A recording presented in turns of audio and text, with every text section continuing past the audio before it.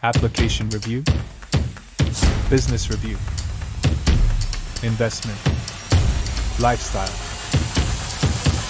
social politic.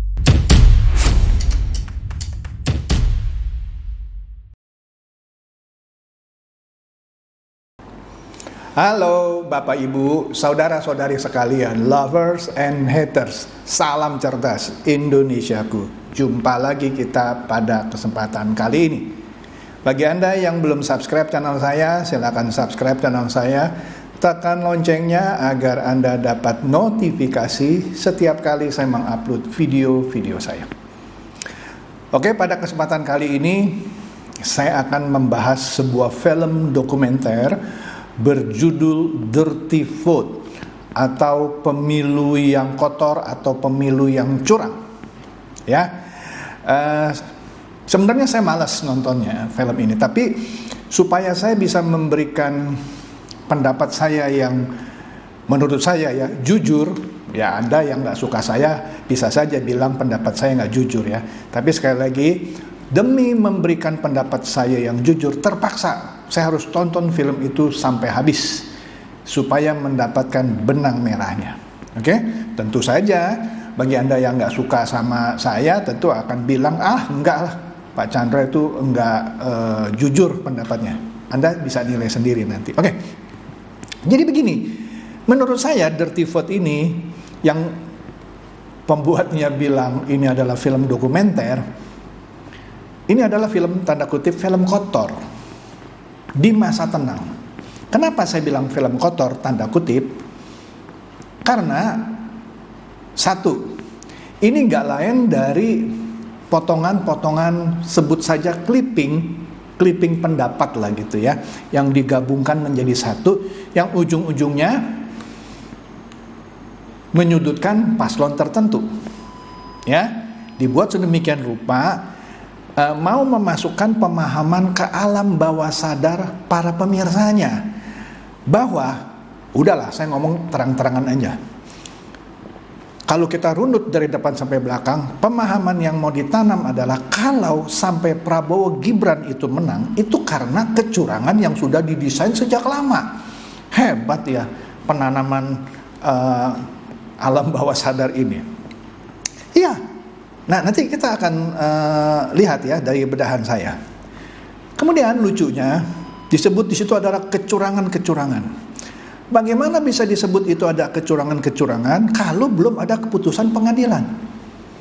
Nah, kalau Anda melihat itu curang, lalu Anda sebagai warga negara yang baik, yang mau pemilu itu bersih, kenapa Anda tidak tuntut? Ya kan? Dan Anda buat film itu sengaja ditayangkan di masa tenang. Betul sih, pembuatnya itu tidak mengkampanyekan paslon tertentu, tetapi mendegradasi pelaksanaan pemilu itu kata teman-teman di TKN ya, dan juga menyudutkan paslon tertentu. Itu sama aja melakukan kampanye di masa tenang, karena kampanye itu bukan hanya mempromosikan paslon tertentu, tetapi juga mempromosikan untuk tidak memilih paslon tertentu walaupun tidak diucapkan secara eksplisit ya.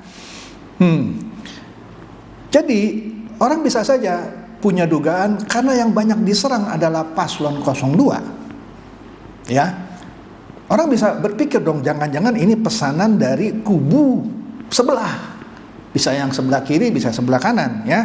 Saya nggak mau bilang pasti pesanan ya, muncul dugaan.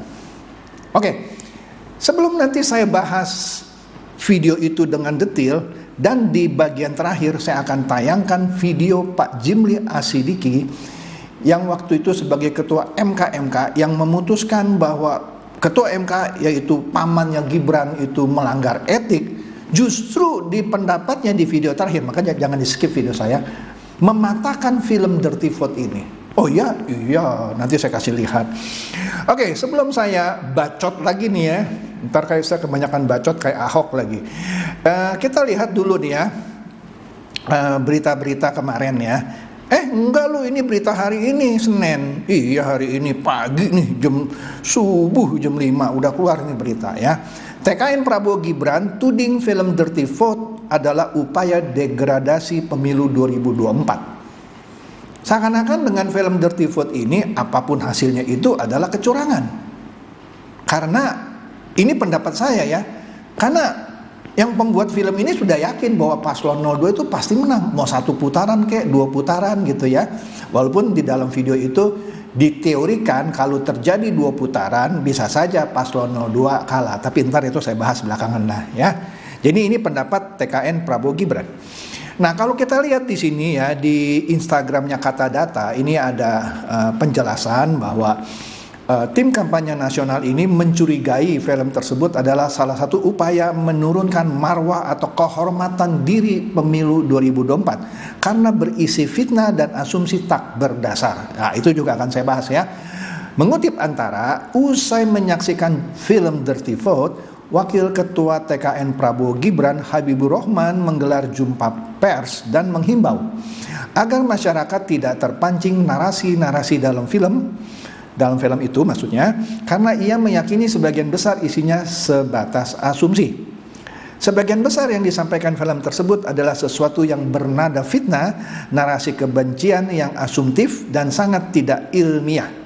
Saya mempertanyakan kapasitas tokoh-tokoh yang ada di film tersebut dan merasa sepertinya ada tendensi keinginan untuk mendegradasi pemilu dengan narasi yang sangat tidak berdasar ya. Ia berpendapat narasi-narasi yang disampaikan ketiga pakar hukum tata negara itu dalam film itu berseberangan dengan pendirian rakyat. Menurutnya, narasi yang disampaikan menyudutkan pihak tertentu. Waduh, panas nih. Nah, ini kita lihat ya, berita Tempo 29 Mei 2023. Tempo menyebutkan bahwa Pak Mahfud MD bentuk tim percepatan reformasi hukum libatkan Bivitri Susanti, Ferry Amsari, dan Zainal Arifin Mohtar. Nah, 3 orang ini, Bivitri Susanti, Ferry Amsari, dan Zainal Arifin yang disebut pakar hukum tata negara, inilah aktor yang ada di film itu. Pas 3 gitu ya. Tapi lucu di sini hubungannya apa sama Pak Mahfud ya. Kemudian di sini ya kita lihat tuh ya, deskripsi dari film Dirty Vote itu sendiri, aktornya yang mengutarakan itu yang tadi 3 orang yang di berita Tempo, Zainal Arifin Mohtar, Bivitri Susanti, dan Ferry Amsari. Oke, menarik ya. Oke. Nah, Bivitri ya yang juga berbicara di film itu, ini pernah membuat suatu pernyataan menurut saya agak kontroversi ya. Ini baru ini belum 2 minggu ini komentarnya di 1 Februari 2024. Telah aturan kampanye presiden, pakarnya maksudnya Bivitri ini nih, Jokowi harusnya kampanyekan Ganjar. Loh, kalau kampanyekan Ganjar boleh, tapi kampanyekan Prabowo nggak boleh, kan lucu gitu ya. Padahal pakar tata negara loh. Udahlah, saya nggak mau masuk detail lah ya. Saya cuma kasih lihat apa yang saya dapat. Kemudian saya juga dapat fakta bahwa mereka itu sebenarnya setiap kali ada pemilu seperti ini sudah sering membuat film-film dokumenter seperti ini. Contoh, di 2019 dia membuat film dokumenter yang judulnya Sexy Killer. Ya. Di 2024 mereka membuat yang namanya Dirty Vote, ya. Tetapi yang waktu itu diserang tetap dipilih rakyat. Ini cuitan dari Denny Eugene ya. Jadi semoga 2024 juga seperti itu ya.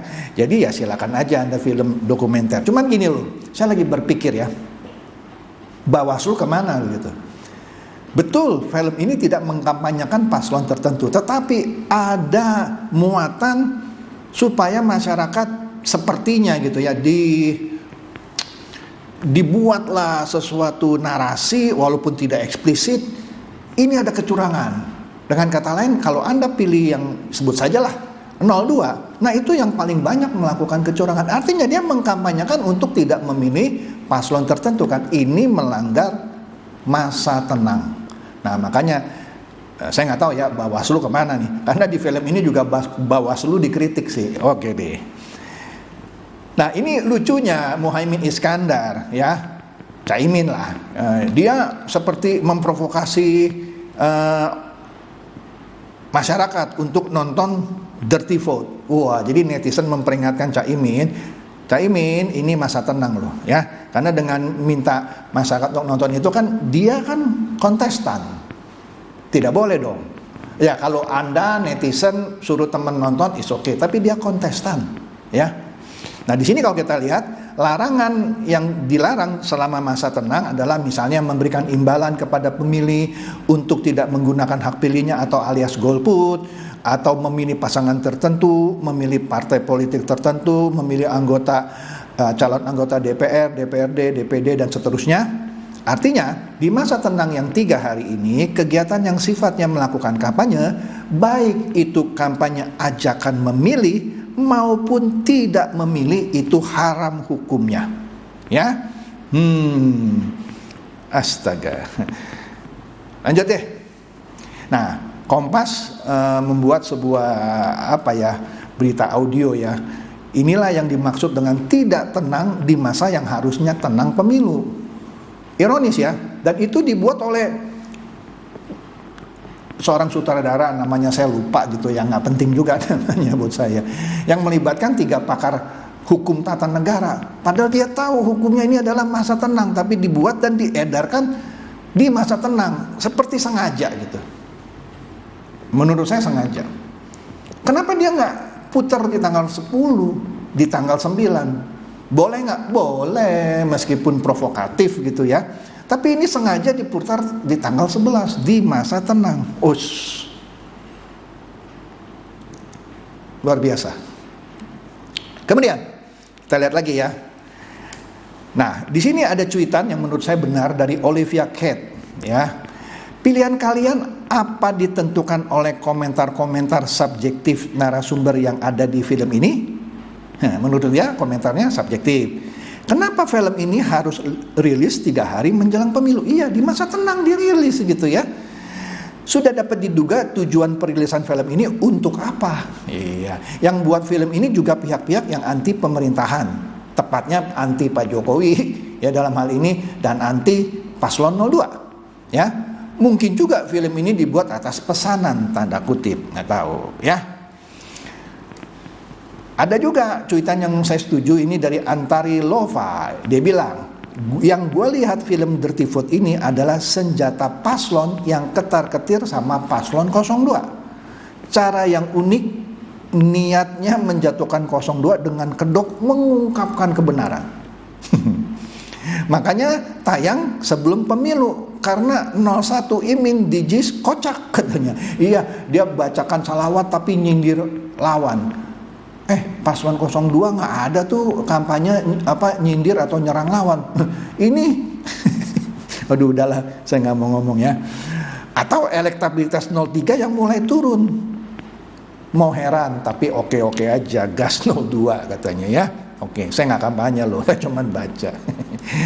Nah, itu yang bisa saya lihat ya dari komentar-komentar netizen ya. Tentu ada juga yang senang dengan film Dirty Vote ini.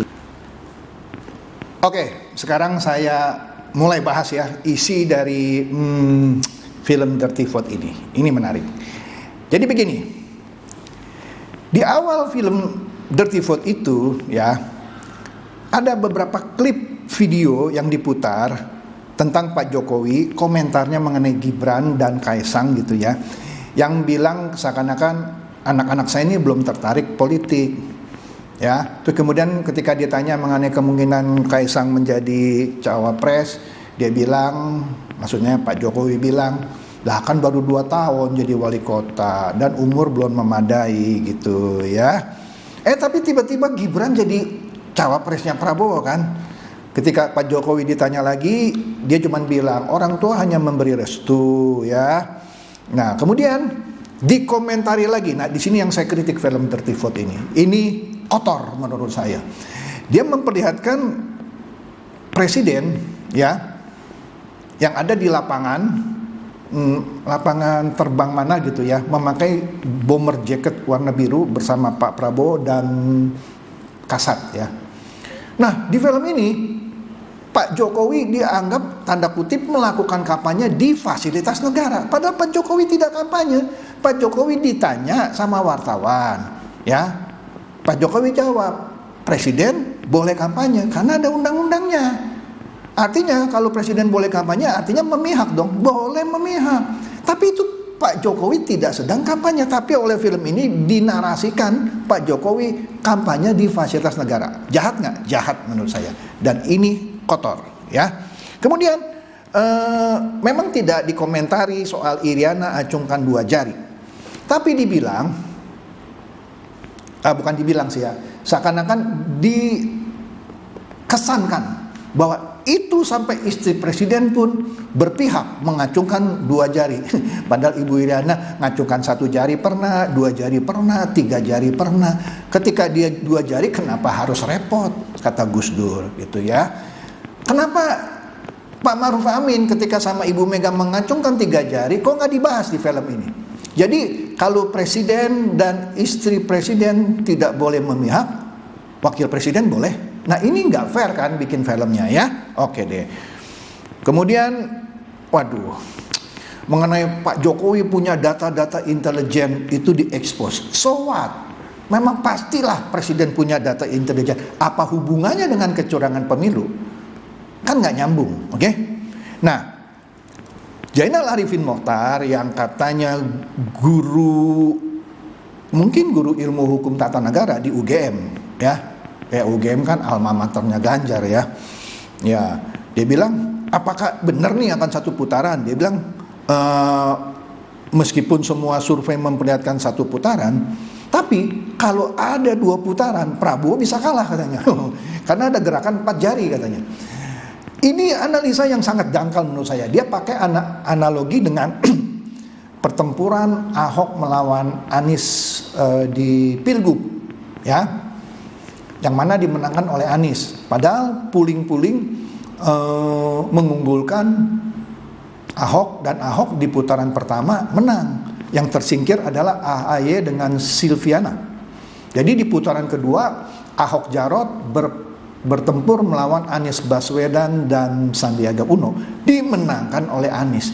Jadi dia berteori, tuh kan, di Pilgub yang lalu meskipun Ahok menang di putaran pertama, putaran kedua menang Anies, karena suara-suara dari pendukung AHY semuanya, kebanyakan lah gitu ya, nggak semuanya, memihak ke Anies. Bro, sorry bro, lu kurang dalam analisanya. Itu beda. Pilgub yang waktu itu dengan Pilpres kali ini beda.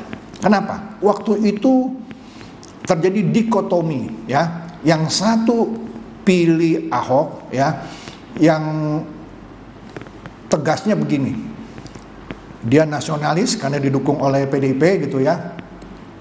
Kebetulan dia double minority, Tionghoa dan Kristen, ya. Sedangkan yang satu lagi tentu tidak mendukung ideologi nasionalis, ya. Kan pendukungnya banyak dari kalangan pemilih Muslim garis keras terutama. Ya tentu saja memakai ayat-ayat agama dan segala macam gitu, dengan mudah yang namanya Ahok itu dikalahkan. Double minority dia. Beda dengan Pilpres kali ini yang tidak ada isu double minority, ya. Kemudian kalaupun misalnya terjadi 2 putaran, tapi yakinlah jauh lah itu 2 putaran. Ya tapi kan kita belum lihat nanti tanggal 14. Itu isu apa ya? Double minority seperti itu yang sehingga mudah digoreng dengan ayat-ayat gitu ya. Bisa saja sih digoreng seperti itu lagi, nanti dikonotasikan atau dicap Prabowo itu mendukung minoritas, mendukung orang-orang Tionghoa, mendukung orang-orang Kristen, sehingga digoreng lagi pakai ayat. Tapi kecil itu, ya. Saya yakin para pendukung 02 kalau kalah nggak mungkin, bukan nggak mungkin, mungkin saja sih, tapi ada 3 kemungkinan sudah pernah saya bahas. Kemungkinan pertama, golput, dia nggak mau milih kalau 02 bergabung dengan 01 karena ideologinya berbeda. Kan lucu ya ngelihat Ahok itu nanti mengkampanyekan Anies. Lihat Yeni Wahid mengkampanyekan Caimin, padahal dua-duanya kan berseteru. Tapi oke deh ya. Nah, jadi itu suatu hal yang mustahil menurut saya, ya. Kalau sampai ada 2 putaran di mana 03, menurut saya, menurut survei kan banyak yang bilang dia juru kunci, harus mendukung paslon 01. Ini bukan persamaan matematik seperti pemilihan gubernur waktu itu. Nggak bisa. Udahlah, kalau Anda memang ahli hukum tata negara, Anda ngerti, ya. Jadi kalau Anda bicara kampanye 4 jari itu bisa memungkinkan di putaran kedua itu paslon 02 kalah, secara nggak sadar kan Anda bilang, ya, Anda mendukung 1 atau 3 atau dua-duanya, ya kan gitu. Oke deh ya. Itu mah gampang kebaca gitu, coy, ya. Nah, menariknya di sini Femi Amsari, ini kan gantian tuh ngomongnya ya. Dia bilang, walaupun tidak eksplisit, seakan-akan sudah dinarasikan bahwa sejak 2021 itu sudah dirancang sedemikian rupa. Aduh, saya mau ketawa deh. Jadi begini loh, betul pemilihan umum itu atau pilpres lah tepatnya, orang baru menang 1 putaran kalau syaratnya suara yang didapatkan lebih dari 50% dan menang di 20 provinsi. Menang di 20 provinsi. Nah, kemudian angka 20 itu dicocokologi gitu. Dengan 20 pejabat gubernur di 20 provinsi, ya, yang diangkat oleh Jokowi. Lah iyalah, gini loh. Gubernur yang masanya habis karena nanti pilkada akan dilakukan berbarengan, itu diangkatlah pejabat-pejabat yang menggantikan sementara. Contoh, Anies kan habis masa jabatannya, diganti dengan Pak Heru, ya. Ganjar juga habis, diganti dengan siapa gitu, saya lupa namanya. Nah, ini seakan-akan walaupun tidak eksplisit, dinarasikan bahwa itu rancangannya demikian gitu, ya. Karena itu diangkat sama Jokowi, nanti gampang diatur sama Jokowi untuk memenangkan itu di 20 provinsi. Sekali lagi, meskipun tidak eksplisit, ini kan jahat gitu ya. Mau membuat suatu image gitu ya, bahwa Pak Jokowi sudah ikut merancang pemilihan umum yang curang sejak 2021. Ini fitnah loh. Walaupun sekali lagi tidak eksplisit ya. Wah, dihubung-hubungkan dengan Tito Karnavian yang sekarang menjadi Menteri Ad Interim Menkominfo. Jadi seakan-akan nanti, aduh gimana ya, Pak Tito juga Menteri Dalam Negeri nanti. Ini gedek saya tuh nonton gitu ya. Nah, jadi panjang deh gitu ya. Nah, pertanyaan saya, kalau Anda merasa penunjukan contoh ya, Pak Heru Budi yang pejabat gubernur DKI sekarang, kalau dianggap itu adalah sudah niatan dari Pak Jokowi sejak 2021, kok tidak ada gugat gitu? Pertanyaan saya juga, memang dari sejak 2021 Pak Jokowi sudah mencanangkan Gibran jadi cawapres. Nah, nanti saya akan bahas itu ya di bagian akhir. Ya enggak lah, itu Gibran last minute. Nanti saya terangkan juga, dan itu diterangkan juga oleh Pak Jimli, ya. Nah, ini menarik nih. Nah, macam banyak lah. Tapi memang video ini juga menyoroti kecurangan yang dilakukan oleh kubu Ganjar Mahfud, yaitu misalnya ada fakta integritas dari pejabat Bupati Sorong. Nah, padahal pejabat Bupati Sorong itu yang ngangkat kayaknya Pak Jokowi juga gitu ya. Jadi kan lucu ya. Ya kan? Oke lah.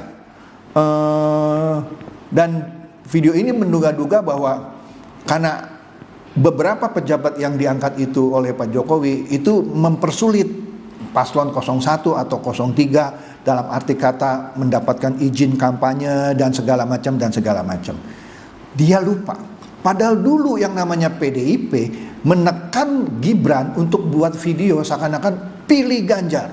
Padahal kampanye belum gitu ya. Bobi juga sudah ditekan bikin video untuk pilih Ganjar. Kok itu nggak dimasukkan ya sebagai kecurangan kubu 03? Padahal kita tahu sekarang baik Gibran maupun Bobi tidak lagi mendukung Ganjar. Padahal itu juga ditekan oleh PDIP waktu itu, ya kan? Astaga. Memang pertanyaan saya begini, memang kalau Pak Jokowi menguasai 20 kepala daerah ini, jaminan di 20 daerah itu pasti menang? Ya enggak lah. Ya itu kan begitu masuk bilik suara masing-masing yang nyoblos itu kan bukan sesuai kata kepala daerahnya. Misalnya mungkin kepala daerah mengarahkan pilih ya nanti paslon 02 ya. Nanti masuk bilik suara nggak ada yang tahu kan, coblos saja 01 atau 03. Jadi bagaimana Anda menggiring pendapat orang, bukan pendapat, alam bawah sadar orang bahwa ini Pak Jokowi sudah sejak lama cawe-cawe. Itu waduh, benar, saya setuju sama TKN Prabowo Gibran. Ini asumsi yang mengada-ngada ya. Kemudian ada dugaan bansos untuk sogok rakyat, padahal di video itu juga ditayangkan setiap pemilu itu bansos selalu naik. Lah apa bedanya gitu ya? Ya itu kan untuk, ya walaupun tidak eksplisit sekali lagi, seakan-akan itu untuk mengambil hati rakyat. Capek deh ya.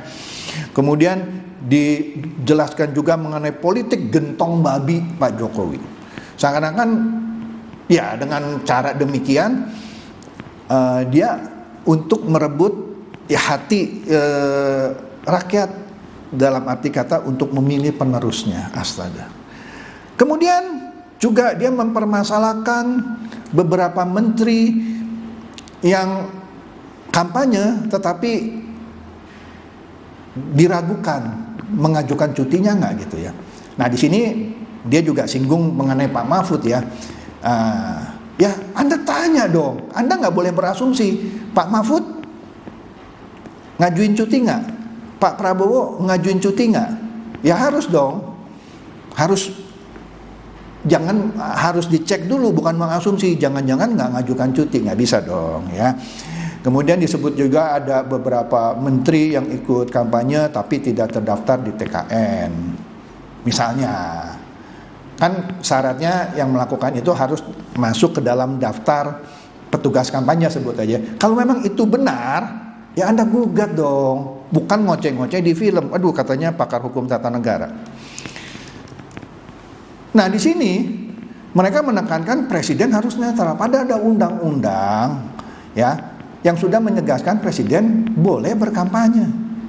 Ya, terus ditambahkanlah ada pasal sekian yang mengatur, pasal sekian mengatur harus begini-begini. Aduh, terus tidak boleh pakai fasilitas negara. Ya tadi yang saya sebut, Pak Jokowi ketika ditanya oleh wartawan, terus Pak Jokowi berpendapat presiden boleh kok kampanye, boleh kok memihak, dia anggap itu lagi kampanye.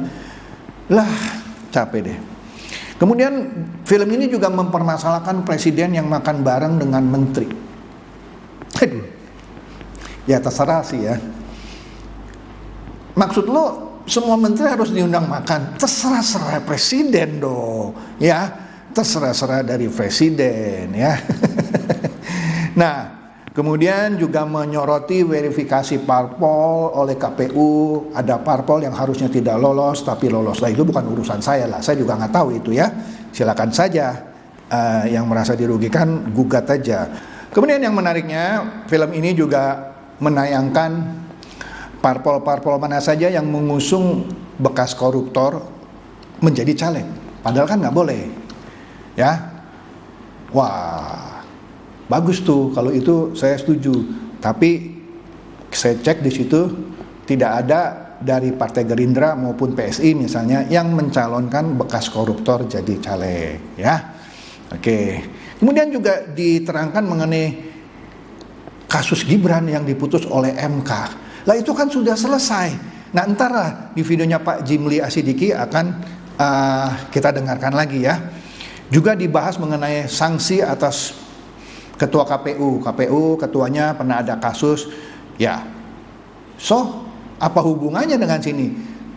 Nah sepertinya mau dinarasikan. Nah ini ketua KPU-nya bermasalah sehingga begini-begini. Ya udahlah. Sekarang saya mau tanya, memang yang namanya Pilpres atau pemilu sebelumnya 2019 itu tidak ada masalah? Ya pasti ada masalah, baik itu di KPU ataupun di Bawaslu. Anda lupa ya, di tahun 2019 kan ada tuh komisioner KPU yang akhirnya harus dipenjara karena kasus Harun Masiku. Sudah pernah saya bahas ya, saya nggak mau bahas lagi ya. Di situ disebut-sebut ada keterlibatan Hasto dan lain-lain ya. Oke, tapi sekarang Harun Masiku kan nggak ketangkep. Mestinya bahas juga dong. Wah ini kelanjutan dari Harun Masiku gitu ya. Kemudian menduga-duga ada hubungannya antara PSI dengan gugatan ke MK untuk Gibran. Astaga. Padahal Gibran itu juga diharapkan oleh PDIP dan Anies Baswedan. Sekarang pertanyaan saya, kalau Gibran itu diambil oleh PDIP, apa komentar Anda? Kalau Gibran itu akhirnya dengan Anies Baswedan, apa komentar Anda? Nah, nanti saya juga bahas mengenai Gibran itu, karena ada juga di videonya Pak Jimli. Makanya jangan dipotong video saya. Nah, kira-kira seperti itu yang saya bisa tanggapi gitu ya, dari saya tonton film itu. Nah, sekarang kita dengarkan, ada simak lah ya, sebuah video dari Pak Jimli yang pernah memimpin MK dan menjatuhkan hukuman etik gitu ya terhadap pamannya Gibran yang waktu itu menjadi ketua MK. Nah, video ini justru mematahkan film Dirty Vote menurut saya. Nanti Anda simak sendiri. Ini video saya penggal dalam 2 bagian ya. Nanti saya jelaskan per bagian itu apa maksudnya. Yuk kita dengarkan videonya ini. Jadi sebenarnya Jokowi itu tidak ngapa-ngapain, tapi orang menafsir sendiri. Misalnya, dia kan cukup bagi dia bicara, saya tidak akan ya ikut mempengaruhi, saya netral. Tapi orang nggak percaya. Iya kan? Nah, iya. Pasti orang analisa, oh ini pasti dia cawe-cawe nih. Iya, paman sendiri. Apalagi paman sendiri. Nah, kami tidak dapat bukti itu. Termasuk Cawe-cawenya? Iya, termasuk uang. Kalau itu ditelusuri ya? Oh iya, ada informasi katanya dari Seknek dikasih uang segala macam. Nggak ada itu. Jadi ini hoax semua. 90% berita di dunia maya ini kan hoax. Itu namanya post-truth itu begitu. Post-truth. Nah, ya post-truth. Iya. Tapi ya namanya dalam politik selalu ada analisa. Nah, saya sendiri berpendapat kalau melihat gelagat dari awal-awal dulu, saya rasa Jokowi itu tidak pernah memikirkan untuk anaknya jadi cawapres. Itu enggak. Pada mulanya enggak itu. Iya kan? Karena ya, ada jejak digitalnya ada itu. Iya, karena dia itu kayaknya kalau saya tafsir ya. Ya, ini kan, tafsir ya? Iya, tafsir. Kan dia ajak Prabowo masuk kabinet. Ya.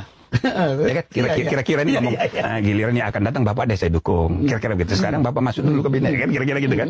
Nah, lalu dia warawiri ke sawah di Jawa Tengah, mengajak Menhan. Apa urusan Menhan dengan sawah? Tidak ada. Iya. Ngajak Menhan dengan gubernur Jawa Tengah, Ganjar Pranowo, bolak-balik ketemu bertiga ini.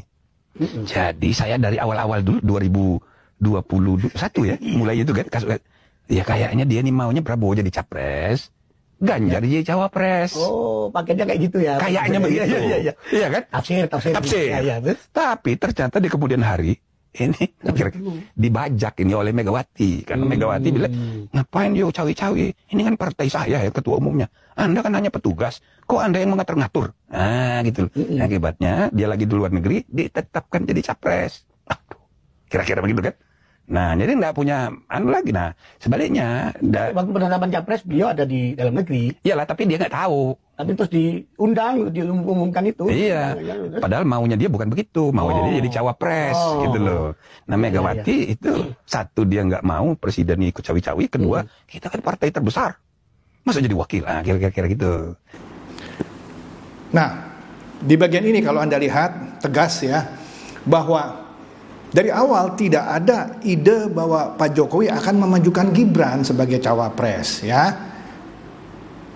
Anda sering lihat potongan video kan yang mana Pak Jokowi jalan ke sawah sama Pak Prabowo dan Ganjar.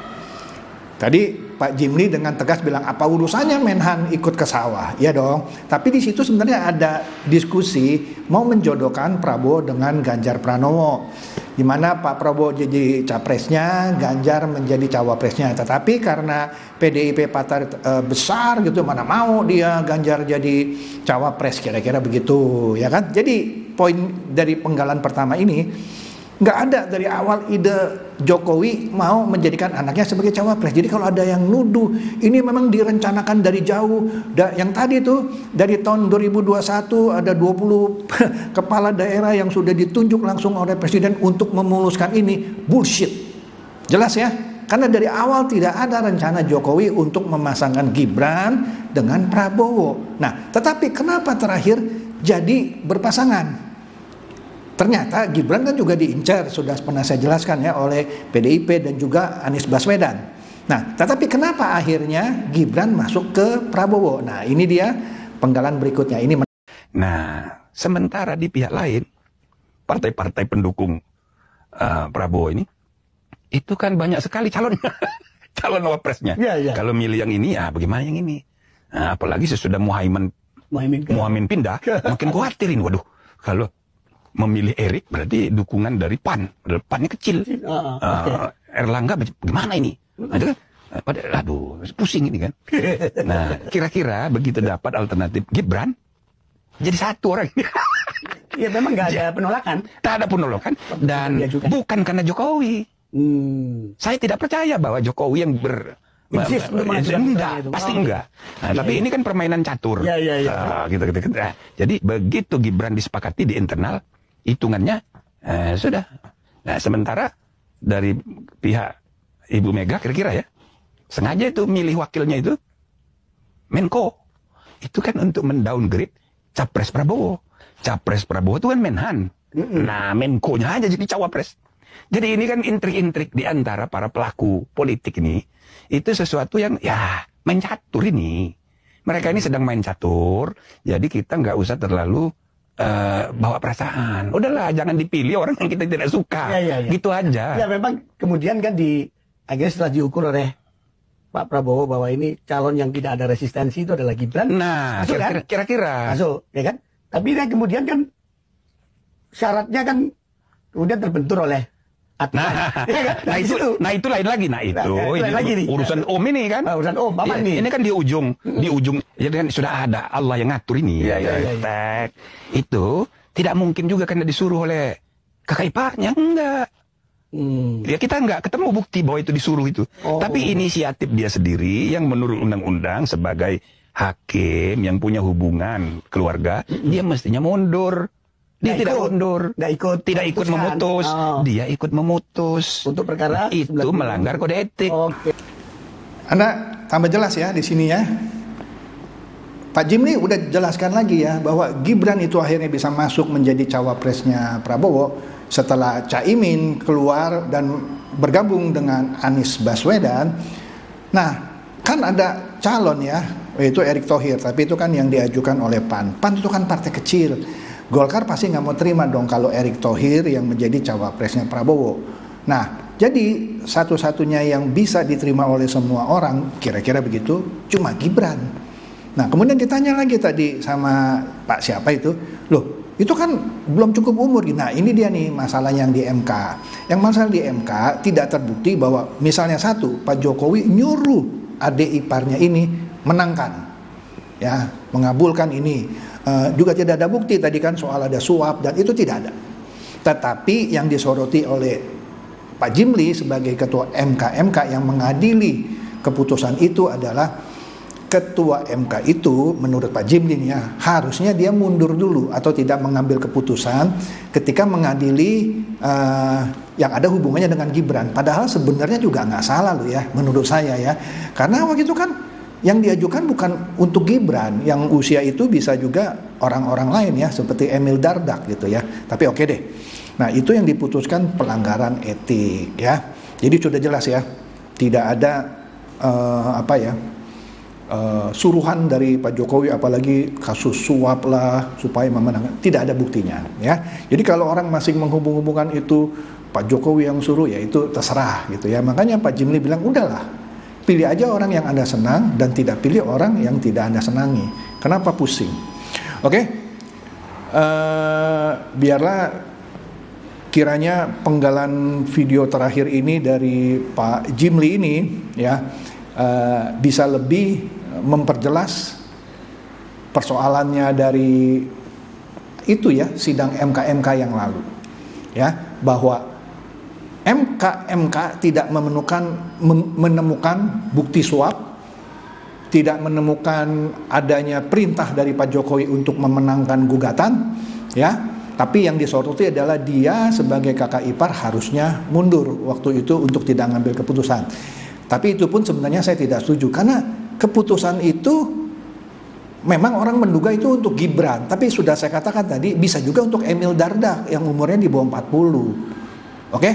Jadi itu saja dari saya mengenai dirty vote yang kalau kita lihat dari video terakhir tadi yang Pak Jimli berbicara itu sebenarnya mematahkan apa yang disebutkan oleh dirty vote. Jadi soal ada 20 pejabat gubernur atau kepala daerah yang sudah ditentukan oleh Jokowi itu supaya memenangkan itu, nggak ada hubungannya dengan Gibran. Nggak ada hubungan Gibran kan ini terakhir. Padahal awalnya Jokowi mau Prabowo berpasangan dengan Ganjar. Bagaimana analisanya kepanjangan gitu ya, sampai 20 pejabat itu direkrut sama Jokowi untuk memenangkan yang sekarang ini gitu. Astaga, kejauhan. Oke, itu yang saya bilang tanda kutip kotor. Dan kotornya di masa tenang lagi. Demikian saja dari saya, semoga ini mencerdaskan dan mencerahkan Anda semua. Silakan share video saya ini kepada teman-teman, sahabat atau kerabat supaya mereka tambah cerdas dan tercerahkan. Seperti biasa, terima kasih.